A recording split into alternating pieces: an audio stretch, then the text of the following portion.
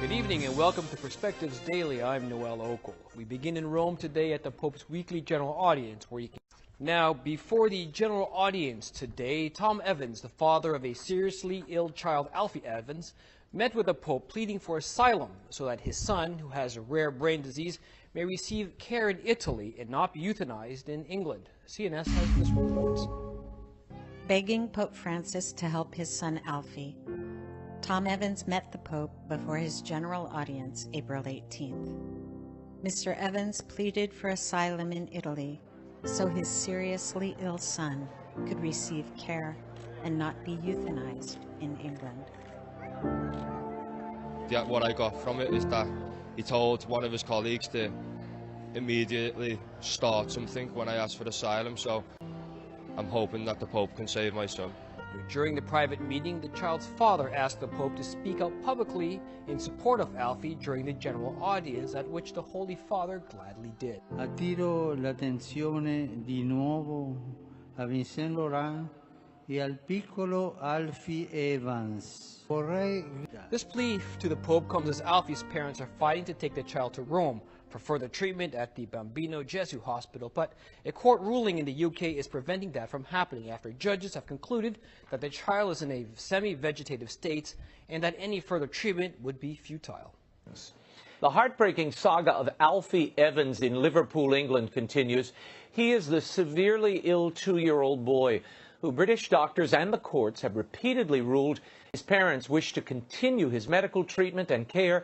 But under Britain's socialized medical regime, not only is his treatment not guaranteed, but it is the government and not his parents which will decide. National Health Service doctors have refused to allow Alfie to be moved or to seek care elsewhere. His father, Thomas Evans, discussed his plight with Pope Francis last week.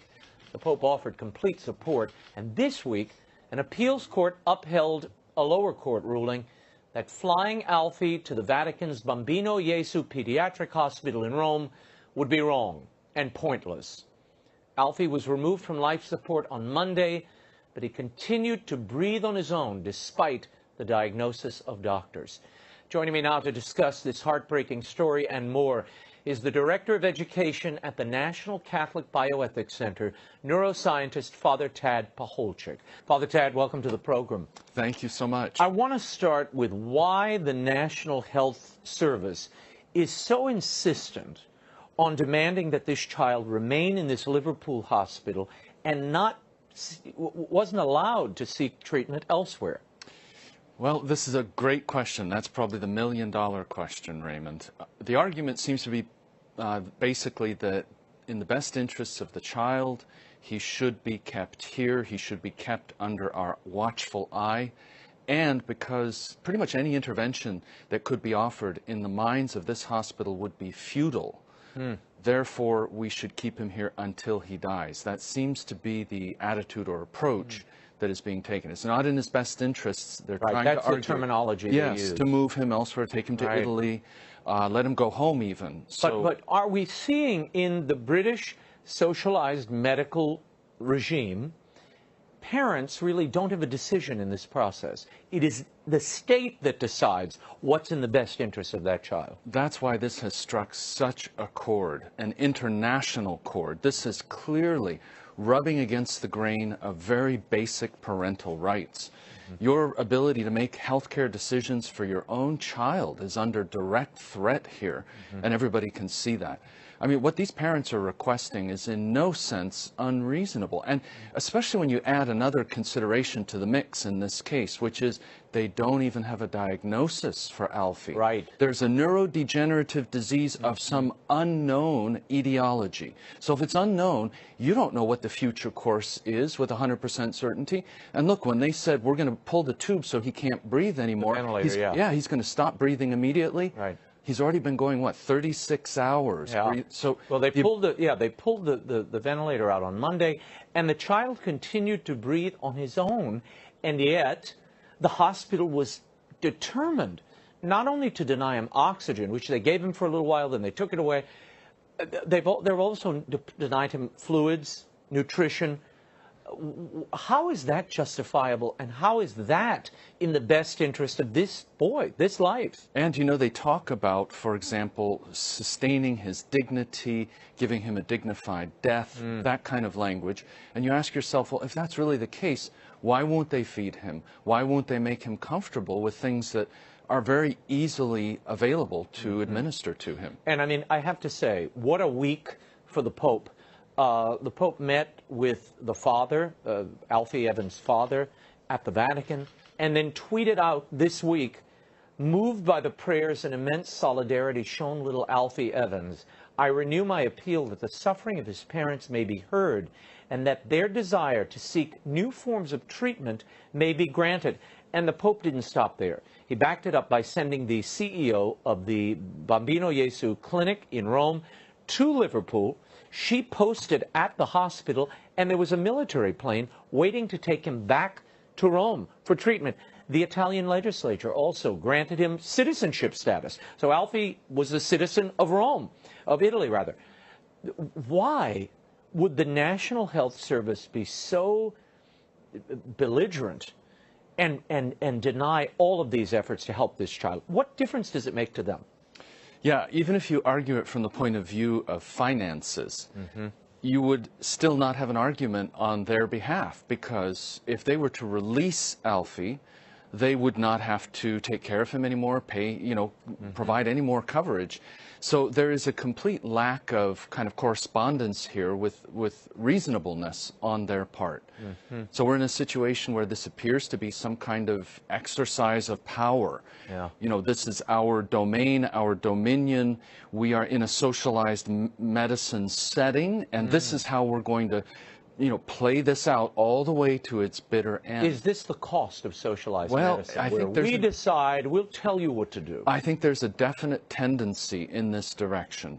This is a removal of what should be parental prerogatives and a usurpation of that by the state, or at least by the medical system, Well, and supported by the judicial system. Right. Notice how strongly it's supported. It's unbelievable. Every time they go higher and higher on the food chain, even to the European Union, it's dashed, immediately dashed. Now, it's amazing. This boy has been in the hospital since December of 2016. The cost of this boy's care exceeds the quality of life. So the best thing to do is rescind that care. Okay, they've made that decision. We get it.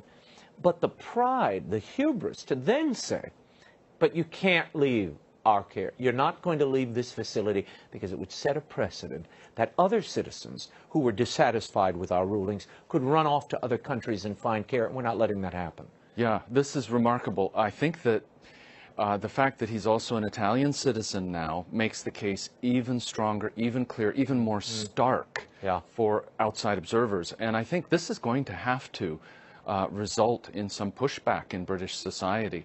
I mean, there are so many people protesting, both within and without of Great Britain. This is an opportunity, I think, to... You pointed out the cops who are guarding the hospital. Your reaction to that? You know, it reminds me a little bit of the Terry Schiavo case. When there's something wrong going on and you have to post cops to keep good people out, it's very, very disturbing development. I mean, Terry Schiavo had 2 policemen posted outside her door to prevent anybody from attempting to feed her or, you know, make her comfortable as she was dying, because her tube was withdrawn by court order also. Right. So when the courts get involved, we get a kind of medicine here that's often a disaster. And I think Alfie is going to, you know, be the kind of another one of these paradigm cases.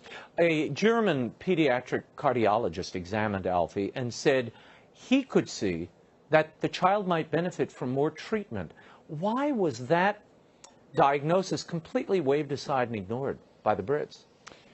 That's another good question. This was similar to the prior child, the Charlie Gard case, as you remember. There were experts who reviewed him and said the same thing. And basically they said, well, our expertise is going to trump any outside, rather than a second opinion. You know, in the United States, we emphasize how important it is to get that second opinion.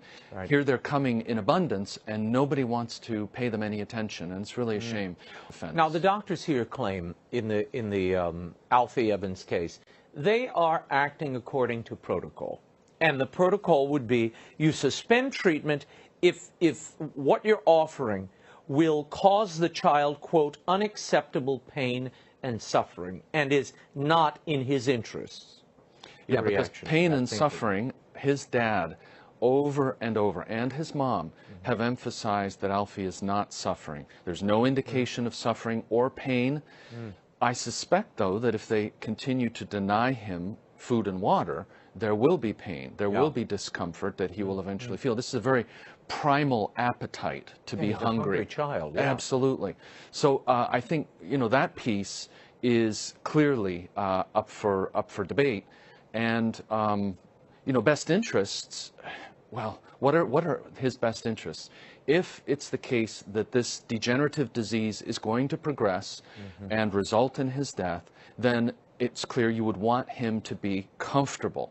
So what does that mean? That means just providing the immediate needs so that he doesn't have to struggle and in those final times, where it is entirely antagonistic, and this is a tragedy.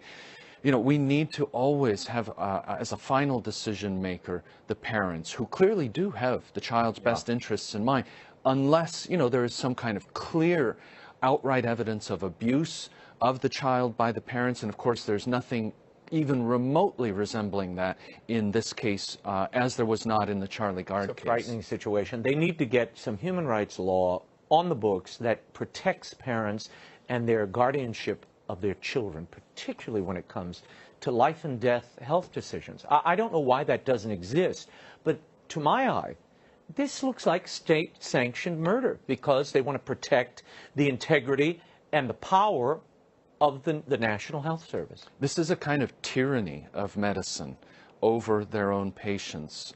And I think I just read a statement by a group of doctors strongly opposing this and saying this is not the role of physicians to be exercising decision-making instead of the family. Well, and in a week when we were celebrating the royal birth, what a statement it might have made had the Queen or William or Kate come out on behalf of Alfie Evans. It would have been an important marker, I think, about the respect for all human life, I agree. not just those in line. A missed opportunity, as it were. I agree.